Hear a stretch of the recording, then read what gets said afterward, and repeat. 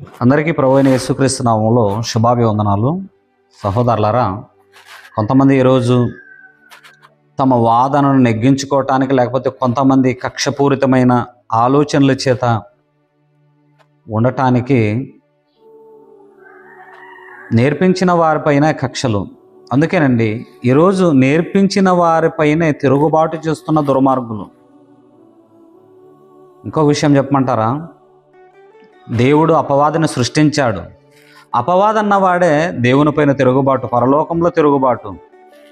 యుద్ధం ఎక్కడ జరిగింది? ఫస్ట్ పాపం అనేది కూడా ఎక్కడ జరిగిందంటే మొట్టమొదటిగా పరలోకంలోనే. అందుకే హెజ్కేల్ గ్రంథము 28వ అధ్యాయము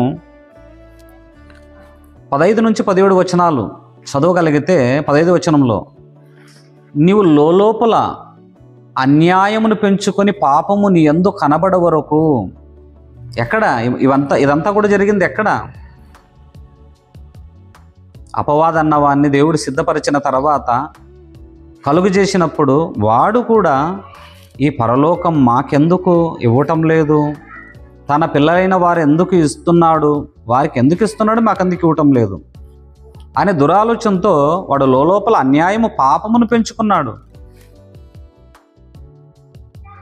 దేవుడు వాడు పాపం చేసిన తర్వాత యుద్ధాన్ని ప్రకటించాడు. ప్రకటన గ్రంథము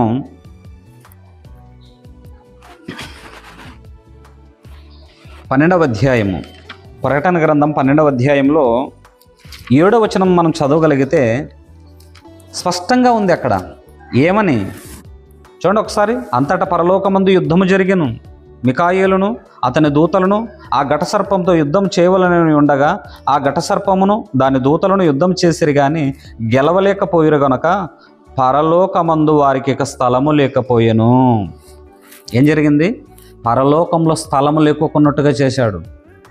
ఒకడంటాడు, పరలోకంలో యుద్ధం ఎప్పుడు జరిగినది? యేసుక్రీస్తు మరణించి తిరిగి పరలోకం వెళ్ళిన తర్వాత యుద్ధం జరిగింది అంటున్నాడు. సత్యాన్ని అసత్యం వైపు మారుస్తున్నారు చాలామంది. క్రైస్తవులారా జాగ్రత్త. మనల్ని మోసగించేవాడు అపవాది సపరేట్గా మనకు కనిపించి మోసం చేయడు. మనల్ని మోసం చేసేవారు మన యొద్దే ఉన్నారు.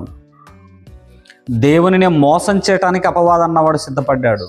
దేవుని పిల్లలను మోసం చేయటానికి భూమి మీదకి పడద్రోయబడ్డాడు. ఎప్పుడు? ఆదాము నుంచి మొదలుకొని నేటి వరకు, క్రీస్తు కాలము నుంచి మొదలుకొని నేటి వరకు కూడా ఆల్రెడీ వాడు మోసగిస్తూ అదే మాటను 9వ వచనము, కాగా సర్వలోకమును మోసపుచ్చుచు అపవాదనియు సాతాననియు పేరు గల ఆది సర్పమైన ఆ మహాఘట సర్పం పడద్రోయబడును. అది భూమి మీద పడద్రోయబడును. దాని దూతలను దానితో కూడా పడద్రోయబడిరి. వాడి యొక్క సమూహమే భూమి మీద పడద్రోయబడింది. కనుక పరలోకంలో యుద్ధం ఎప్పుడు జరిగిందంటే ఆదాము అవ్వలు పుట్టక మునిపే జరిగిందనేటట్లుగా చెప్పవచ్చు. ఎందుకంటే వాడు పాపం చేసిన తర్వాత దేవుడు కొంతకాలము చీకటి గల బిలములో కావిలిగా ఉంచాడు. దేవదూతలు పాపం చేసినప్పుడు అని 2 పేతురు 2వ అధ్యాయం 4వ వచనంలో మనం చదువుకోవచ్చు. కొంతకాలము విడిచిపెట్టబడింది. ఎప్పుడు? క్రీస్తు కాలంలో. కనుక దేవుని వర్లారా, ఈ విషయాలు అర్థం కాక కొంతమంది కక్షపూరితంగా బీఓయి వైపైన కక్షపూరితంగా కొన్ని ప్రసంగాలు చేయటం మొదలుపెట్టారు. అయితే జాగ్రత్తగా ఉండుడి, నిబ్బరము కలిగి ఉండుడి.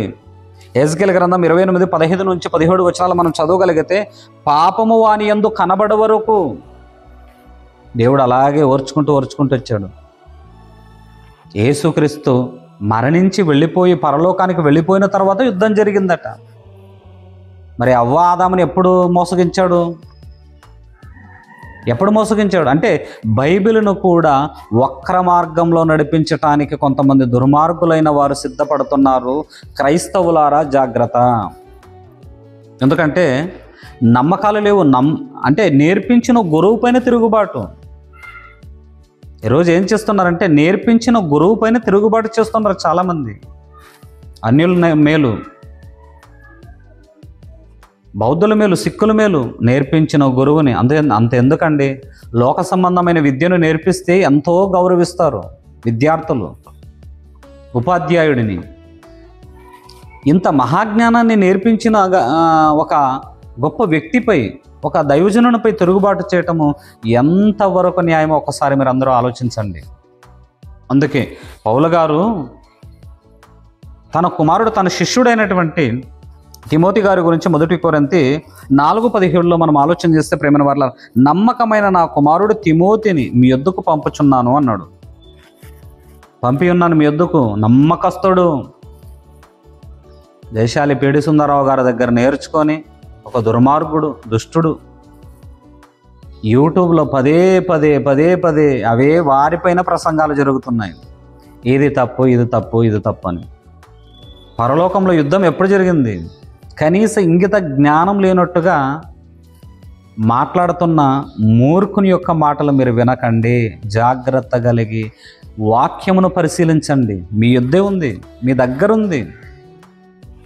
ఒకవేళ యేసుక్రీస్తు మరణించి తిరిగి లేచి పరలోకానికి వెళ్ళిపోయిన తర్వాత అప్పుడు యుద్ధం జరిగితే అంతవరకు భూమి, సర్వలోకము ఎవరి చేత మోసపోలేదా? అవ్వాదాము కూడా మోసపోలేదా? మోసగాడు ఎవరు? మీరు మీ తండ్రి యొక్క అపవాది సంబంధులని ఎవరన్నారు? ఎవరిని గూర్చి అన్నారు? యేసుక్రీస్తు ప్రభువారు యోహాను సువార్త 8:44 నుంచి చదువుకుంటూ వెళ్ళగలిగితే ఎవరి గురించి చెప్పాడు? వాడు మోసగాడు కాదా? ఎప్పుడు మోసం చేశాడు?